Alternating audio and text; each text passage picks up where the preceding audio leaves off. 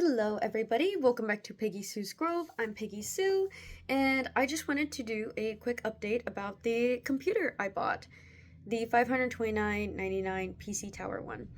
And it was a Dell Gaming Optiplex, a pre-built tower, and I was talking about giving a review in a few months or so after using it, but the few months are not up, but I began having too many problems to keep it. I can't exactly do a return for it because with Amazon and Affirm, the returns are kind of weird, and I could get like a $0 return, and with an Affirm plan, that's just not ideal. So I have not returned it, but if I were able to, I absolutely would. So anyone who's thinking about buying this PC, make sure that you do not Affirm it, because if you get it and it's broken, you will have a very hard time returning it because they didn't even want me to make a return. They wanted me to essentially do a tech support situation, and tech support would not help me because it's just the stats of the PC in general that would not work.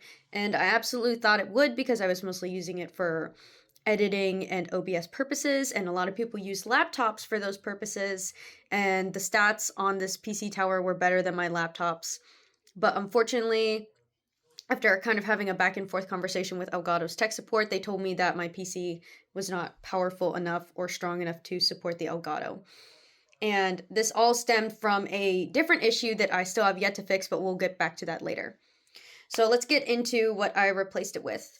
I did go up in price, and I also did a payment plan for it as well. So that's something to consider. Buying a PC outright, you want at least a good chunk of money, probably like $1,500 if you're buying a pre-built from a local store, and then upwards of $2,500 to $3,000 if you're going online.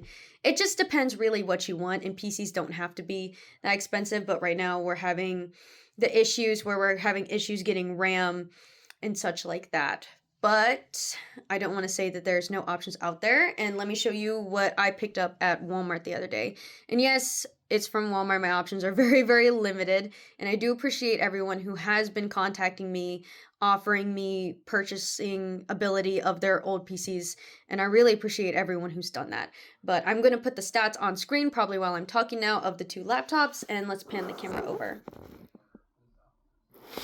So you can kind of see my reflection in it, but that was an ASUS ROG G700. I got it from Walmart, and I got it on sale for $1,100, but its original price is $1,349.99 USD plus tax. It is a pre-built PC, and when I picked it up, took it out of the box, I did not have to do anything. All I had to do was obviously I opened it with help, and we made sure that there were no unplugged cables.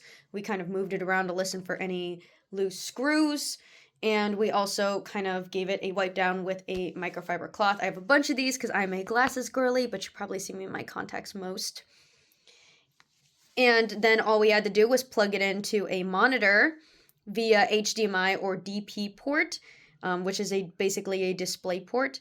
And then it was pretty much just boot it up, get it updated, install what was needed, and basically a plug and play kind of situation.